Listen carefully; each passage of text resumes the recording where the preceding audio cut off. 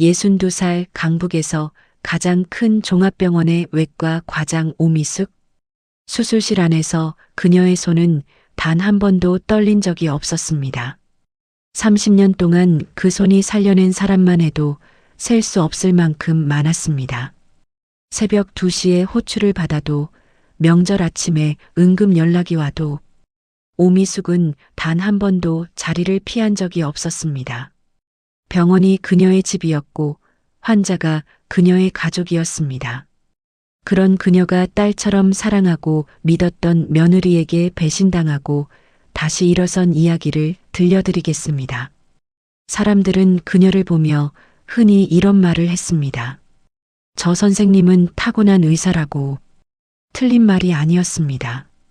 오미숙은 의대를 수석으로 졸업했고 남들이 꺼려하는 야간 당직도 스스로 자청했으며 동료들이 포기한 환자도 끝까지 붙들고 놓지 않았습니다. 그렇게 쌓아 올린 세월이 30년이었습니다. 하지만 수술실 바깥에서 오미숙은 그저 아들에게 한없이 약한 어머니였습니다.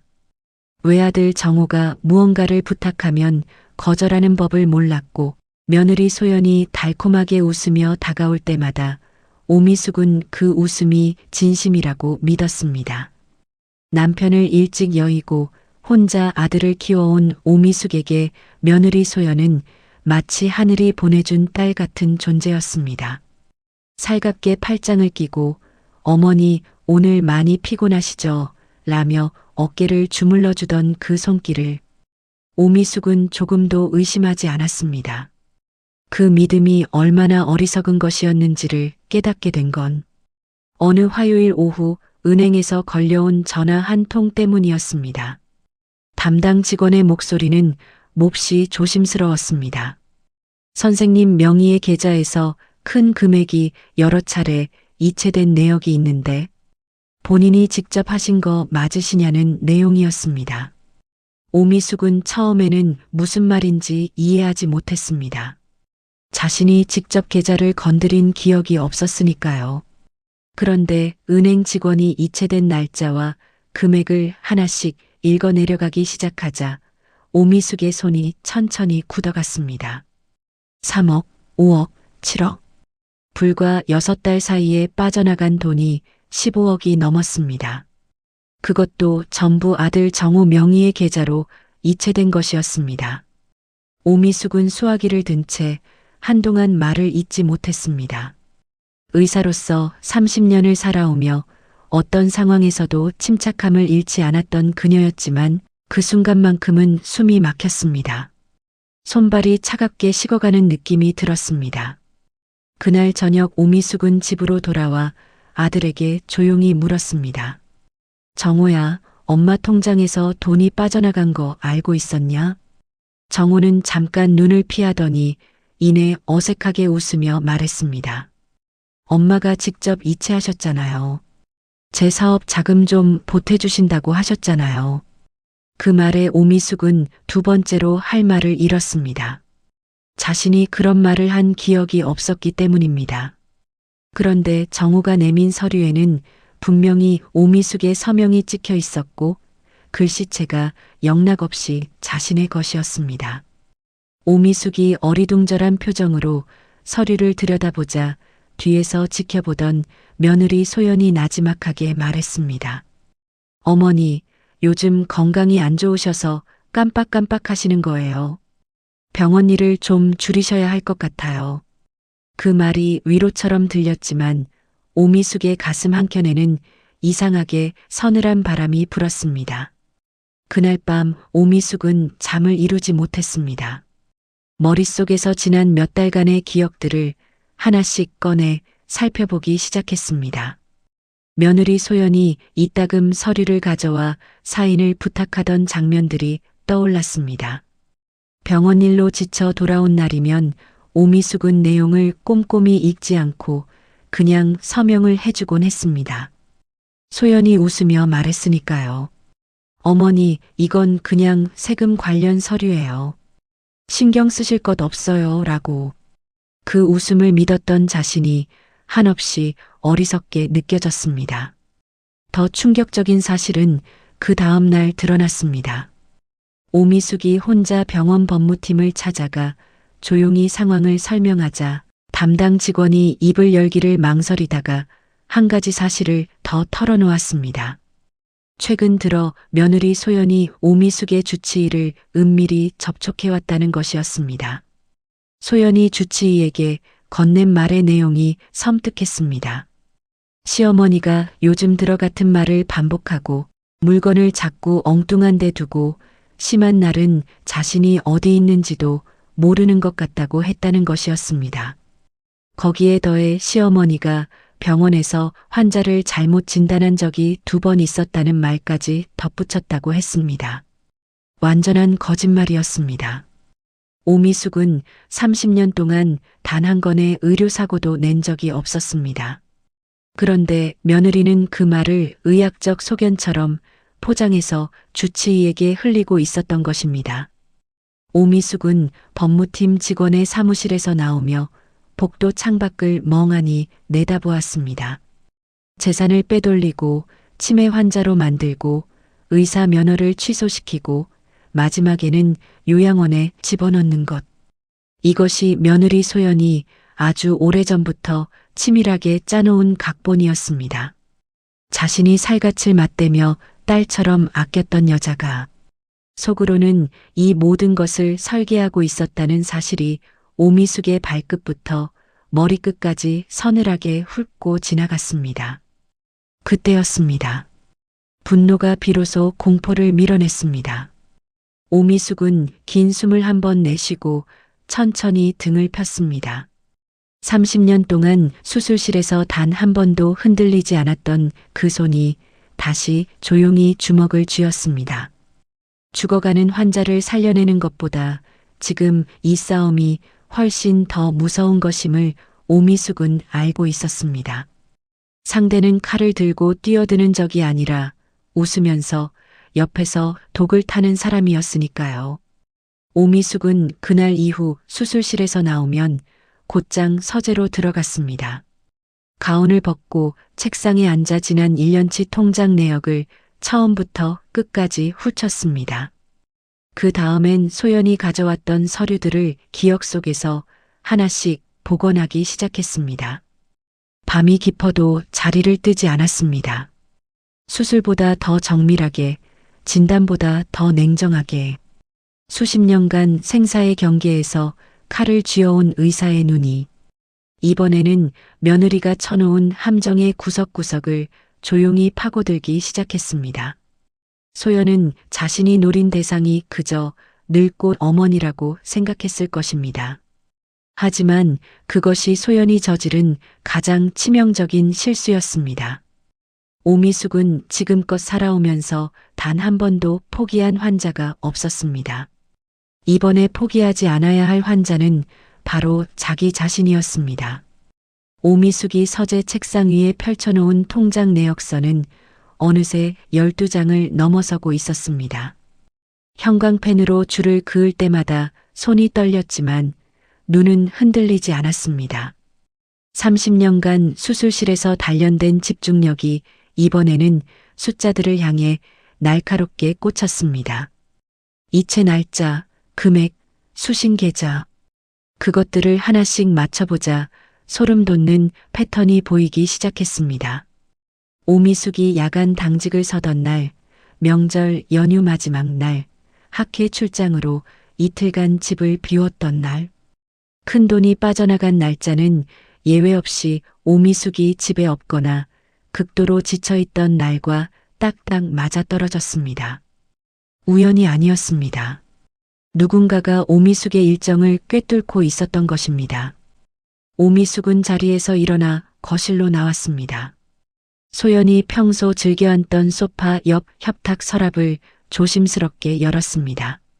별 기대 없이 뒤지던 손끝에 작은 수첩 하나가 잡혔습니다. 꺼내 펼치자 깨알같이 적힌 글씨들이 눈에 들어왔습니다. 어머니 당직 날짜, 학회 일정, 병원 회의 시간. 그 옆에는 계좌번호처럼 보이는 숫자들이 빼곡히 적혀 있었습니다. 오미숙의 손이 멈췄습니다. 며느리 소연이 처음부터 자신의 일정을 기록하며 빈틈을 노려왔던 것입니다. 수술실에서 가장 긴 칼을 쥐는 사람이 오미숙이었다면 이 집안에서 가장 무서운 칼을 숨기고 있던 사람은 소연이었습니다. 다음 날 아침 오래전부터 알고 지내온 법의학 전문가 동기를 찾아갔습니다. 대학 동창으로 30년 지기였습니다. 상황을 설명하자 동기는 눈썹을 찌푸리며 서류들을 훑어봤습니다. 그리고 천천히 입을 열었습니다. 미수가, 이 서명들 중에 몇 개는 필압이 달라. 같은 사람이 쓴 것 같긴 한데 억지로 베낀 흔적이 있어. 전문가한테 감정 맡겨봐야 하지만 내 눈에는 위조가 맞아. 오미숙은 그 말을 듣는 순간 다리에 힘이 빠지는 것을 느꼈습니다. 재산만 빼앗긴 게 아니었습니다. 자신의 이름 석자가 30년간 단 한 번도 더럽힌 적 없는 그 이름이 통째로 도용당하고 있었던 것입니다. 하지만 더 큰 충격은 집으로 돌아온 그날 저녁에 기다리고 있었습니다. 거실에 들어서자 소파에 앉아있던 소연이 반갑게 웃으며 자리에서 일어났습니다. 그런데 소연의 뒤에 낯선 남자 둘이 서 있었습니다. 소연이 차분한 목소리로 말했습니다. 어머니, 이분들은 정신건강의학과 전문의 선생님들이에요. 요즘 어머니가 자꾸 기억이 안 난다고 하시고 병원에서도 걱정을 하셔서 제가 한번 상담을 받아보시라고 모셔봤어요. 오미숙은 순간 눈앞이 아찔해지는 것을 느꼈습니다. 이것이 소연이 준비한 다음 단계였습니다. 정신건강의학과 의사들을 집으로 불러 시어머니를 진단하게 하고 그 소견서를 근거로 오미숙을 법적 행위 무능력자로 만들어버리려는 것이었습니다. 그렇게 되면 이미 빼돌린 재산은 물론이고 병원까지 통째로 손에 넣을 수 있었습니다. 오미숙은 잠깐 두 눈을 감았다가 떴습니다. 그리고 아주 천천히 소연을 바라보며 웃었습니다. 어머, 소연아 고마워. 그렇지 않아도 나도 한번 점검해보고 싶었는데. 소연의 표정이 살짝 굳었습니다. 오미숙이 저항은커녕 기꺼이 응한다는 것이 예상 밖이었던 것입니다. 두 의사가 기본인지 검사를 시작했습니다. 오미숙은 또렷하고 막힘없이 모든 질문에 답했습니다. 의사로서 수십 년간 직접 환자들에게 해온 검사였으니 당연한 일이었습니다. 검사가 끝나자 두 의사가 서로 눈짓을 주고받더니 어색하게 자리에서 일어났습니다. 인지 기능에는 아무런 이상이 없다는 말을 남기고 나가버렸습니다. 소연의 얼굴에서 핏기가 빠져나가는 것이 오미숙의 눈에 선명하게 보였습니다. 그날 밤 소연이 침실 문을 닫고 들어간 뒤 오미숙은 서재에 앉아 조용히 녹음기를 꺼냈습니다. 낡은 소형 녹음기였습니다. 병원에서 중요한 환자 면담을 기록할 때 오래전부터 써오던 것이었습니다. 오미숙은 그것을 거실 협탁 아래 테이프로 조심스럽게 붙여두었습니다. 소연이 누군가와 전화 통화를 하는 장소가 항상 거실이었다는 것을 오미숙은 이미 알고 있었습니다. 사흘이 지났습니다. 오미숙이 새벽 당직을 마치고 집에 돌아와 녹음기를 회수했습니다. 이어폰을 귀에 꽂고 재생 버튼을 누르자 소연의 목소리가 흘러나왔습니다. 처음에는 일상적인 통화 내용이었습니다. 그런데 두 번째 날 녹음에서 오미숙은 숨을 멈추게 되었습니다. 소연이 낮은 목소리로 전화기 너머 누군가에게 말하고 있었습니다. 오빠, 이번 주 안에 끝내야 해. 어머니가 뭔가 눈치챈 것 같아. 상담 의사들도 이상 없다고 나왔으니까 다른 방법을 써야 해. 내가 어머니 약 좀 조절하면 어때? 정신과 약 조금씩 섞어 넣으면 진짜 이상해지거든.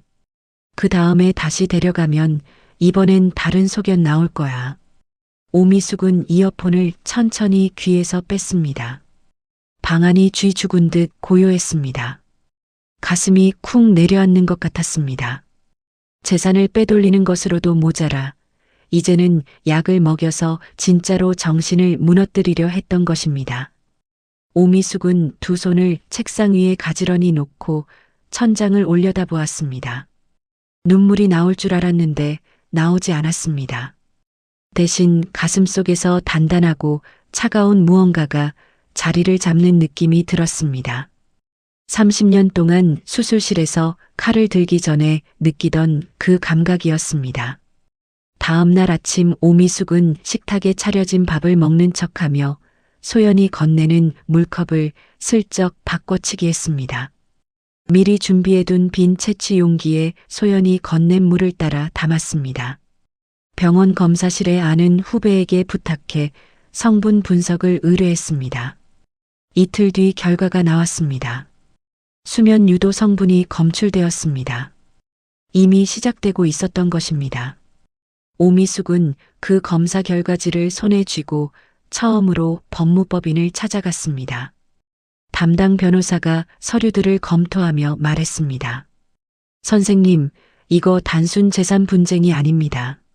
서명 위조에 약물 투여까지 더해지면 형사사건입니다.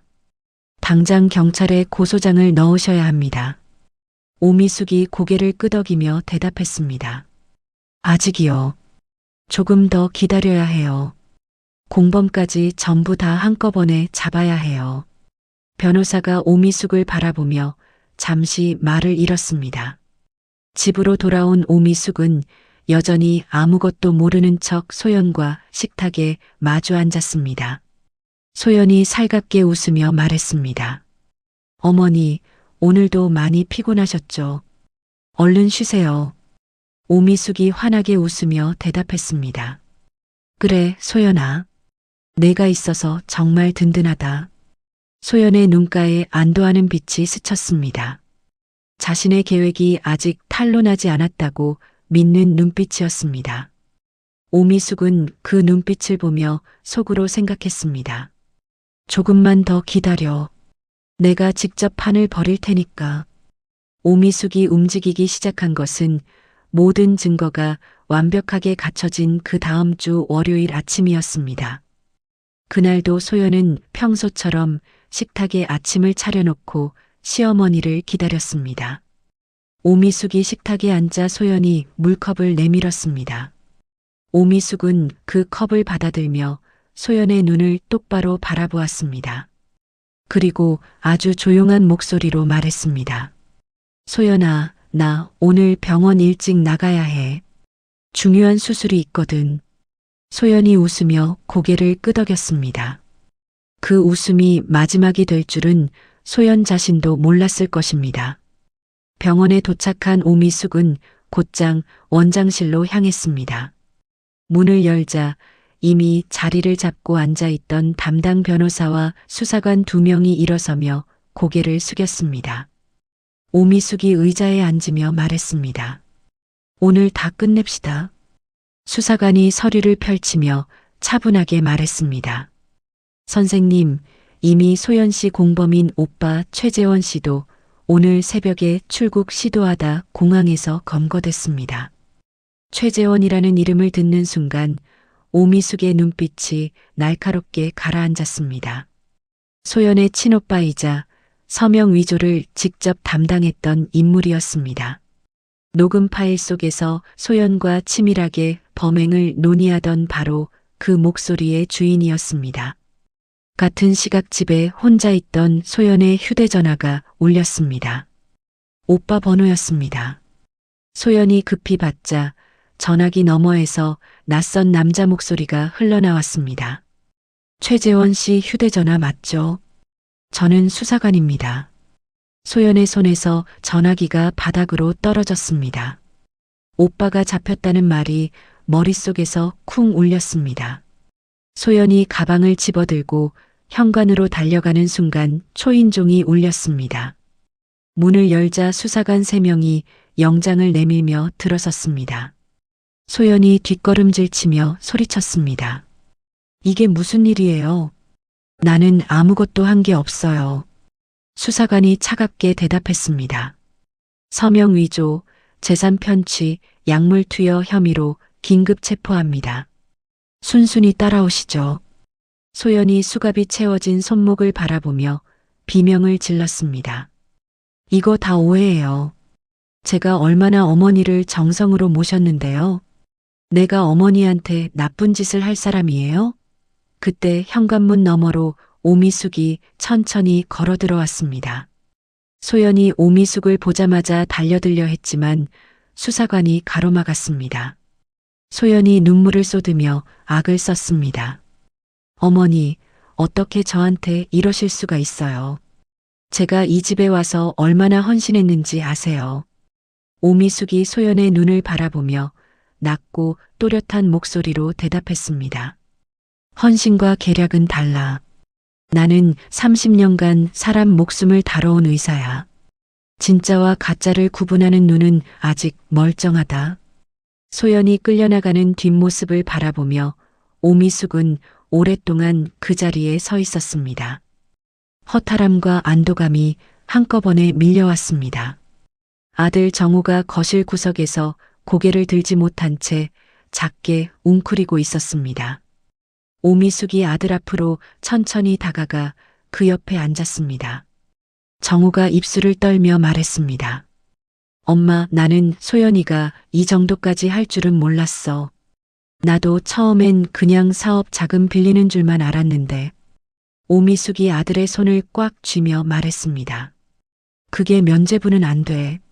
넌 알면서 모른 척했어. 그것도 잘못이야. 정우가 눈물을 흘리며 고개를 떨구었습니다. 오미숙은 아들의 손을 잡은 채 한동안 아무 말도 하지 않았습니다. 세상에서 가장 무거운 침묵이 두 사람 사이를 가득 채웠습니다. 재판은 석 달 뒤에 열렸습니다. 법정에 들어선 소연은 처음에는 모든 혐의를 부인했습니다. 하지만 검사가 녹음 파일을 재생하기 시작하자 법정 안의 공기가 싸늘하게 굳어버렸습니다. 소연 자신의 목소리가 스피커를 통해 울려 퍼지는 것을 들으며 소연의 얼굴이 천천히 무너졌습니다. 약 성분 검사 결과지가 증거로 제출되었고 서명 위조 감정서가 낭독되었으며 통장 이체 내역이 화면에 하나씩 펼쳐졌습니다. 소연의 변호인이 아무리 반박을 시도해도 오미숙이 차곡차곡 쌓아온 증거들 앞에서는 빠져나갈 구멍이 없었습니다. 공범 최재원이 검찰 조사 과정에서 모든 것을 먼저 불어버린 것도 소연에게는 치명적이었습니다. 남매가 서로를 지키지 못하고 각자 살겠다고 상대방을 주범으로 지목하는 추악한 장면이 법정 안에서 고스란히 펼쳐졌습니다. 재판장이 판결문을 낭독하기 시작했습니다. 피고인 한소연에게 사기 및 서명 위조, 약물 투여에 의한 신체 침해 혐의를 인정하여 징역 7년을 선고한다. 공범 최재원에게는 징역 4년을 선고한다. 법정 안에 잠깐 정적이 흘렀습니다. 소연이 피고인석에서 자리를 박차고 일어나며 소리쳤습니다. 이게 말이 돼요. 내가 그 집에서 얼마나 고생했는데. 교도관들이 소연을 붙잡아 앉히는 소란 속에서 오미숙은 방청석에 조용히 앉아 눈을 감았습니다. 가슴 속에서 무거운 돌덩이 하나가 스르르 빠져나가는 느낌이었습니다. 법원 계단을 내려오며 변호사가 오미숙의 옆에 나란히 걸으며 말했습니다. 선생님, 정말 대단하십니다. 이렇게 완벽한 증거를 혼자 모으신 분은 처음 봤습니다. 오미숙이 옅은 미소를 지으며 대답했습니다. 30년간 환자를 진단해온 사람이에요. 증상이 보이면 원인을 찾아야 하는 건 직업병이죠. 가을 햇살이 오미숙의 어깨 위로 조용히 내려앉았습니다. 병원으로 돌아온 오미숙은 수술 가운을 입고 수술실 앞에 섰습니다. 간호사가 오늘 정말 괜찮으시겠어요? 라고 걱정스럽게 물었지만 오미숙이 마스크를 고쳤으며 말했습니다. 오늘 환자가 기다리고 있잖아요. 괜찮아요. 수술실 문이 열렸습니다.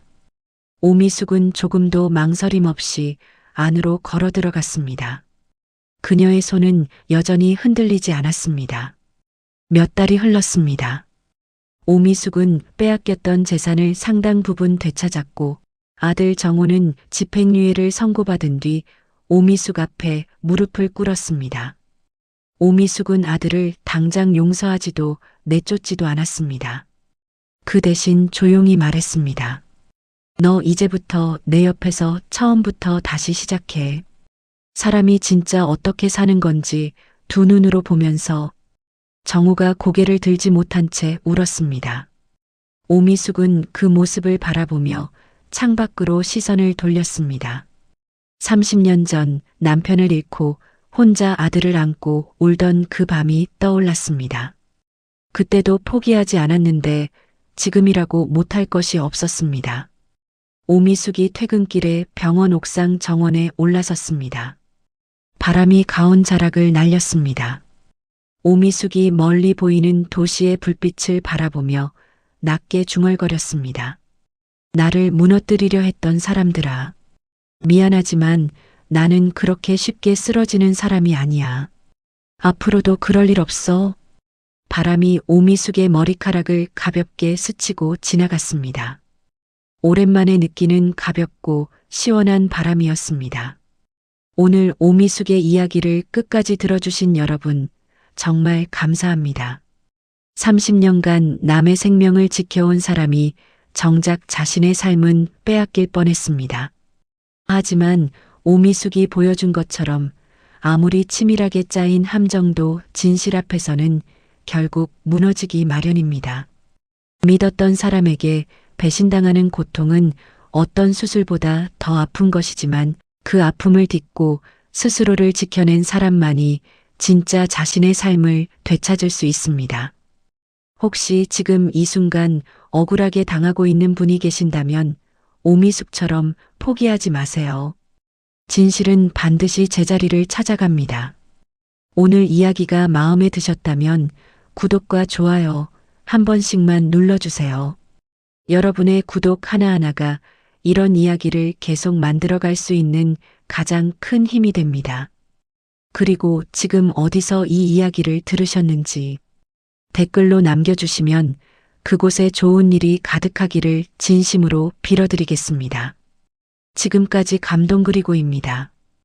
다음 이야기에서 또 만나요.